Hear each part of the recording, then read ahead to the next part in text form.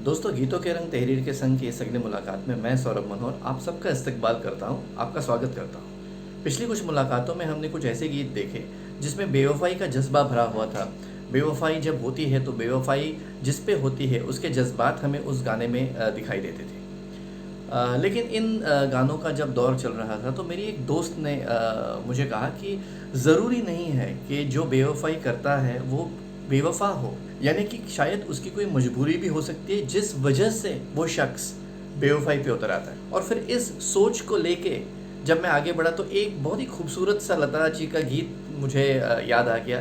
तो मैंने सोचा चलो आज इस गीत के बारे में बात करते हैं जहाँ पे बेवफाई तो हो रही है लेकिन जो बेवफाई कर रहा है, इस गाने में जो बेवफाई कर रही है उसका जो दर्द है बेवफाई करने के बाद, क्योंकि उसके ऊपर जो हालात गुजरते हैं वो हमें इस गाने में दिखाई देते हैं। This is completely contrary to the earlier songs which we have seen. तो ये गाना लता जी का काफ़ी मशहूर गाना है, एस मोहिंदर साहब का म्यूज़िक है और फिल्म का नाम है श्री फरहाद। गुजरा हुआ ज़माना आता नहीं दोबारा, हाफ़िज़ खुदा तुम्हारा। गुजरा हुआ ज़माना आता नहीं दोबारा, हाफ़िज़ खुदा तुम्हारा, हाफ़िज़ खुदा तुम्हारा। गुजरा हुआ ज़माना आता नहीं दोबारा, हाफिज़ खुदा तुम्हारा। काफ़ी फेमस सॉन्ग है, बहुत ही मशहूर गाना है ये। लता जी के सबसे पसंदीदा गानों में से ये एक है। 1956 की बनी फिल्म थी श्री फरहाद। तो ये काफ़ी फेमस दो किरदार हैं, श्री और फरहाद, जिनकी मोहब्बत कामयाब न हो सकी और दास्तानें बनती गई उनके ऊपर। इसे लिखा है तनवीर नकवी साहब ने और इसकी धुन बनाई है एस मोहिंदर साहब ने। अब एस मोहिंदर साहब के कुछ ज़्यादा गाने नहीं है लेकिन ये गाना उनका काफ़ी फेमस रहा। श्री फरहाद नाम से ही पता चलता है एक नाकाम मोहब्बत की ये दास्तां है। तो फिल्म में जो ये हमें गाना मिलता है उसकी सिचुएशन कुछ इस तरह से, ये गाना फिल्माया गया है हिंदी फिल्म इंडस्ट्री की बहुत ही खूबसूरत अभिनेत्री मधुबाला जी पे।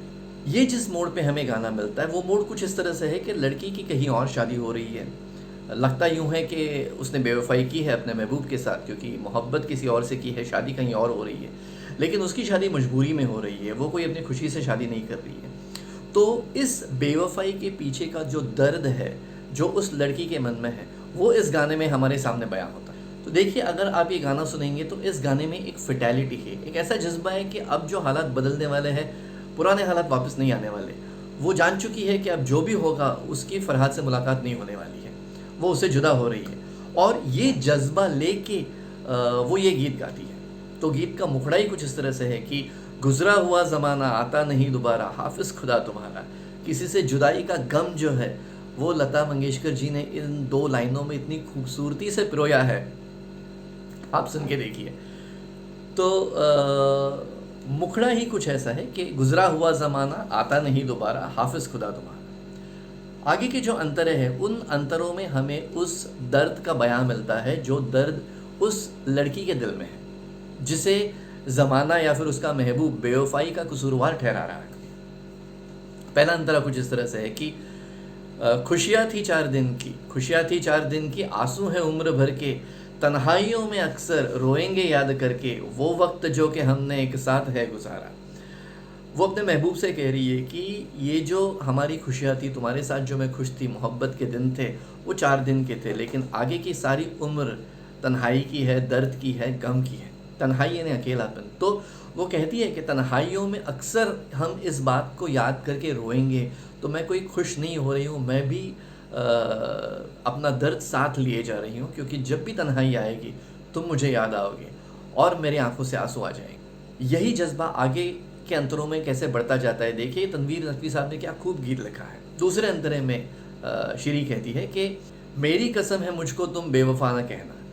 ये सारा दर्द, सारा गिला, सारा शिकवा बाहर आ गया इस एक लाइन में कि मेरी कसम है तुम बेवफा न कहना। चाहे ज़माना मुझे बेवफा कहे लेकिन तुम मत कहना, क्योंकि तुम्हारे सामने मैं मेरी असली हालात मेरी जो है वो बयां करने जा रही हूँ। मेरी कसम है मुझको तुम बेवफा न कहना, मजबूर थी मोहब्बत सब कुछ पड़ा है सहना। तो ये जो बेवफ़ाई है, ये बेवफ़ाई कोई दिल से आई हुई नई चीज़ है, ये बेवफ़ाई है ही नहीं, ये मजबूरी है जो तुम्हारे सामने मेरी बेवफ़ाई करके आ रही है। और आगे की लाइन, टूटा है ज़िंदगी का बस आखिरी सहारा।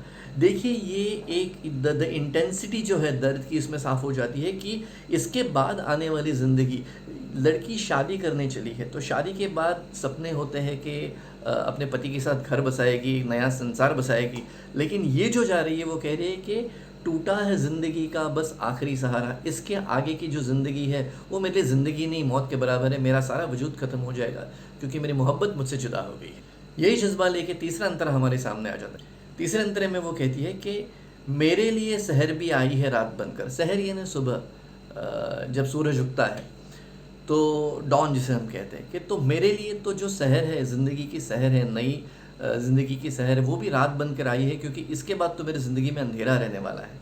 मेरे लिए सहर भी आई है रात बनकर, निकला मेरा जनाजा मेरी बारात बनकर। देखिए कितना दर्द भरा है उसमें। वो कहती भी है तो अगर मेरी बारात भी निकली तो मेरा जनाजा बन के निकली है। इस बारात में जो जिस्म जा रहा है उस जिस्म में मैं बसी नहीं हूँ, शायद मेरी रूह नहीं है इसमें, मेरा वजूद शायद इसमें नहीं है। तो वो कहती है कि निकला मेरा जनाजा मेरी बारात बनकर, अच्छा हुआ जो तुमने देखा नहीं ये नज़ारा। अब ये मोहब्बत की मिठास से, मतलब खुद दर्द सह रही है, खुद इतना दर्द सह रही है कि अपनी बारात को वो जनाजा कह रही है, लेकिन फिर भी वो कह रही है क्योंकि उससे अपने फरहाद से मोहब्बत है। तो वहाँ पे वो कह रही है कि अच्छा हुआ कि तुमने ये नज़ारा नहीं देखा, शायद तुमसे ये देखा नहीं जाता, तुम रो पड़ते, और तुम रो पड़ते तो शायद मुझे और दर्द होता। तो उस आखिरी पलों में भी उसका जो प्यार है, उसकी जो मोहब्बत है, उसकी जो लगन है अपने महबूब के लिए, वो सामने आ जाती है। तो ये पूरा गाना दर्द से और मायूसी से भरा है। लता मंगेशकर जी ने बहुत खूबसूरती से गाया है। पर्दे पे तो द ब्यूटीफुल मधुबाला जी है, लेकिन फिर भी ये एक यादगार गीत बन के रह जाता है। और ये गीत इसलिए क्योंकि इस गीत से वो बात जो मेरी दोस्त ने मुझे कही थी कि सौरभ समझा करो, शायद उसकी भी कोई मजबूरी होगी जिसके लिए उसने ये बेवफाई की है। तो बेवफाई के सिलसिले के अंजाम के लिए मुझे इससे बेहतर गीत नहीं मिला, तो यही गीत लेके मैं आप सबके सामने आ गया। उम्मीद करता हूँ कि छोटा सा गीत था, इसमें कोई ख़ास तर्जुमानी थी नहीं, लेकिन एक अलग जज्बा जो इसमें दिखता है, बेवफाई का एक अलग पहलू, एक अलग मोड इसमें दिखाई देता है, वो मुझे आपके सामने रखना था, इसलिए मैं ये गीत लेके आपके सामने आ गया। उम्मीद करता हूँ कि ये मेरी बातें, मुलाकातें आपको पसंद आ गई होगी। गीत भी आप सुनिए, वो भी आपको पसंद आ जाएगा। ऐसा ही कोई गीत, ऐसा ही कोई नया सिलसिला लेके आपके सामने फिर से हाजिर हो जाऊँगा। तब तक के लिए सौरभ मनोहर को इजाज़त दे दीजिए, और ये मुलाकात देखने के लिए आप सबका तहे दिल से शुक्रिया।